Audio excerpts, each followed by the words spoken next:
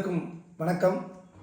முக்குளத்தூர் எழுச்சி கழகத்தின் மாநில பொதுச் செயலாளர் பாசத்துக்குரிய தம்பி கவிக்குமார் அவருடைய அலுவலகம் மதுரையில் இருக்கிறது.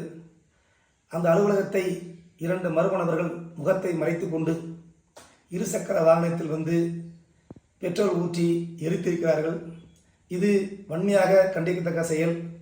அந்த நேரம் இரவு 12 மணி என்பதால் அந்த அலுவலகத்தில் கவிக்குமார் அவர்கள் கிடையாது. ஒருவேளை இருந்திருந்தால் விபரீதம் வேறு மாதிரியாக இருந்திருக்கும்.